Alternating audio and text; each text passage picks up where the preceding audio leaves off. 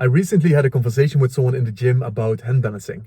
And this conversation was a beautiful reminder to me, but also to him, about the thing that people forget to consider when they commit to a goal.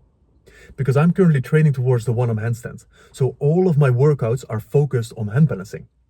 And when you are training like this, you already stand out in the gym, because this is not the typical weightlifting that happens. So people are staring at me, but also a lot of people start conversations with me because they want to learn more about hand balancing, or they want to ask me for tips and advice when it comes to their own handstand journey. So this is how I got in conversation with him, because he was also training for the handstand and he wanted some tips and advice. So when we were having that conversation, I asked him, how often do you train? How often and how long do you train for the handstand? And he shared with me, yeah, I'm doing this 10 minutes after every workout and I'm training 3 times a week. So in total, he was training 30 minutes a week for the handstand when he was also tired. So after his workout. And that's when he asked me like, oh, how much do you train for your handstand? And then I shared with him, well, I train for 1 to 2 hours a day, 6 times a week. So let's say on average 90 minutes, only focused on hand balancing. So I'm not even talking on the yoga or the stretching or the strength exercises that I also do after my hand balancing workout. But if I purely focus on my hand balancing, it is on average 90 minutes a day that I'm training, 6 times a week. And when I shared this with him, he went completely blank, as in he didn't even properly respond to what I shared. And this is when he saw that I need to do way more to really learn this move. Because you can do the handstands with brute force and strength and get a quick video or a quick photo, post it online and get this ego boost as in, look, I can do the handstand. But if you really want to master a move like that, and if I look at the one-arm handstand, if I really want to master the one-arm handstand and all the transitions and the one-arm flag and all the moves that are possible, it requires so much time and dedication. So and this doesn't apply only to your fitness goals or the handstand, like I'm using this as an example, this applies to all of your goals in your life. If you say you have a goal and I look at your life and how you're spending every single day, do I see that this goal is a priority of yours? Do I really see what your goals are and what you are committed to in life? Because when I looked at his life, I could see, well, this is not a priority of yours. If your handstand is a priority, it would come first thing in the training. It wouldn't just be 10 minutes, it would be at least 30 minutes of your workout. And at a minimum of 3 times a week, because you actually want to bump it up to 4 to 5 times a week, if you really want to create progress in this move. So that's when he started to see, because this is also what I told him, that, oh, I didn't make this a priority. I didn't realize how much went into training for something like this. And that is the thing. People say they want something, they say they want the result, they say they want the outcome, but do you also want the process? Because you're not committing to the outcome, you're committing to a process. But most people forget to realize what the process actually looks like. And do you want to commit to a process like that? Because the process, to be honest, in a lot of cases, it is hard. You need to make certain sacrifices. You need to say no to certain things and say yes to certain things. When I was training for the one-arm handstand, I was running into wall after wall after wall, and I didn't know how to move past this plateau. So I hired a trainer, and this is a master in hand balancing and in the circus. So when we started working together, he said, we're going back to the basics of the basics, and you're going against the wall for quite a significant amount of time. Right now, I'm still training against the wall. Now for the one-arm handstand, but I'm still using the wall. And I had to drop my ego. I was thinking, I've been doing this for 3 years. I'm not going back against the wall to train the foundation again. So this is something that I had to come to terms with. What am I committing to in the process? If I want to master this move, I need to, of course, receive his advice and receive his help and drop my ego. Am I willing to do something like that? Am I willing to commit this amount of time to learn this move? Because I wanted fast progress. But I had to work 6 months again on the foundation before we even went to the one-arm handstand again.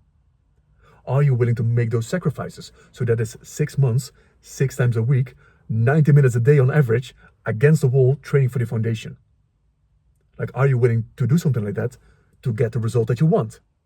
And this is the same towards any goal that you set for yourself.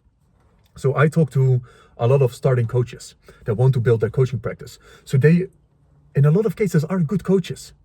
And the hardest lesson that I had to learn in my coaching journey was, you can be a great coach, but it's something different than building a great coaching business.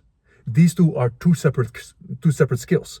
So when I'm talking to starting coaches, they are usually good at the coaching, but they're not good at building a coaching business. So if you want to become successful and you want to go full-time with your coaching, are you willing to do all the work necessary to build a coaching practice? So most coaches, they think, oh, if I would be coaching my entire life or my entire day, that would be awesome. That life would be amazing. But if you look at the reality of having a coaching business, you're only coaching for 10 or 20% of the time. The rest of the time is building the business, building the relationships and all of that stuff, doing the sometimes boring, mundane and uncomfortable work. Are you willing to do that? So when I'm in conversation with them, I paint that picture. As in, you think you're 80% of the time coaching, you're not. You are 80% of the time building the coaching business. Do you want to commit to that? Because you're not committing to the result, you're committing to the process. And most people forget to consider what the process looks like, what they are saying yes to by committing to this goal. And are you willing to put in that work? Because when I paint that picture for them, as in, these are the actions that you must be taking every single day, or at least 5 times a week if we have a work week. These are the kind of fears that you must face to be able to build this practice. Are you willing to do this? Most coaches are not. Most coaches, they love the coaching itself, but they don't want to put in the work to build a business. And this is something that you have to come to terms with. Because most people, they stay stuck in this limbo where they say they want something, but they're not putting in the work to get it. So now they're constantly frustrated and they're just entertaining this idea in their mind as in, yeah, I want to achieve this and I want to go for this. But do you want to commit to the process? Do you want to make those sacrifices? That's the thing that you must say yes to. Do you want to move into that uncertainty, whatever the goal is for you? So this is, I believe, the most important part that you must consider. Of course, you don't know every single step along the way when you are committing to a goal. You don't know exactly what it looks like, but you have some kind of idea of what the works look like. You have some kind of idea of the steps that you have to take, because that is what your day-to-day is going to look like. When you are committing to a certain fitness goal, when you are committing to weight loss, you know that you will have cravings. You know that almost your body is used to craving all this type of food and you have to say no to this. You know how difficult it is. You have to go to the gym even when you feel tired. Are you willing to commit like that? Because most people think, oh, now I feel these food cravings or now I feel tired, so I go back to my old life. But this is not what you said yes to. So create a clear picture for yourself. Are you willing to commit to the process? Because that's what you're committing to when you commit to a goal. Paint that picture. And you know what? When you commit to the process like that, things become easier. I know it sounds so crazy. When you commit to the hard things and to the sacrifices, things become easier because you expect them. They don't surprise you anymore. When I am working out for so much, doing the same thing over and over and over again, I already knew what I say yes to. I already know that it feels impossible. It feels that my body will never ever learn this move. This is what I'm going to feel. I already know what the process looks like. So when I feel these feelings and I want to give up and I want to quit as in I'm never going to learn this, I know that this is part of the process. This is what I said yes to. So I'm not even surprised anymore. I'm not taking back like, oh shit, now I'm feeling this and I can't achieve my goals anymore. It's like, oh yeah, there it is again. It is part of it. Similar to, and right now I'm just using these two examples as the one on handstand, but also building a coaching practice. You will get rejected so many times by people. You will get, and you will hear so many no's, which applies to any kind of goal that you want to achieve. Are you willing to face that rejection? This is part of the process. Are you saying yes to this? You will be judged by people. You will be laughed at by people. People think like, oh, what are you doing? Who do you think you are? Like, why don't you just do the thing that you've always done?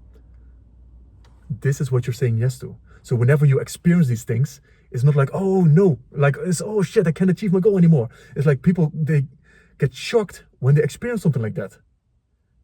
Because this is a lot of my coaching sessions. Often when people are committing to a goal, a lot of my coaching sessions are related to this, in helping them process the situation properly. Because they are interpreting this as something is wrong. People are judging me. I'm being rejected. I feel tired and I can't go to the gym. I'm making these decisions. I'm procrastinating. It's like, oh no, something is wrong. But this is part of the process. This is part of the journey. This is what you said yes to. And when you see it, this all of these things, all these uncomfortable things as part of the process, things become so much easier because you're not resisting reality anymore. And this is where you get into the most powerful place possible. When you are one with reality, you're not resisting it anymore. You're not expecting things to be different. You're not expecting a smooth ride. You're not expecting for everyone to say yes. You're actually expecting, well, of course people are going to reject me. Of course people are going to judge me. Of course things are going to be hard. Of course there are moments where I want to give up and quit. Yeah, I'm expecting this. Like, it's part of the journey. And now I'm just making a decision, an intentional decision, instead of reacting to it. So that was what that conversation with that guy, and I hope it triggered something for him as well, where he either is going to make a change in his workouts to make the handstand a priority, or he's just not going to continue with the goal. Because this is also where you are just torturing yourself, where you say you want something but you're not willing to put in the work. So now, like I said, you are in this limbo, and this limbo is just torture. Because you're constantly not getting the results that you want to get, so you're getting frustrated, but you're also not making it a priority to even get the results in the first place. So this is such a place of suffering to be in. So that's why it's a commitment, a yes, a clear yes or a no. It gives you so much peace. You immediately know where you are at instead of staying in this in-between space. So get clear on the sacrifices. Are you willing to make them? And, well, especially when I look at your life, do I see which goals are a priority of yours? When you say you want something, am I seeing that you're doing whatever it takes to achieve that goal? So that's a fun reflection exercise for you. So that's it for now.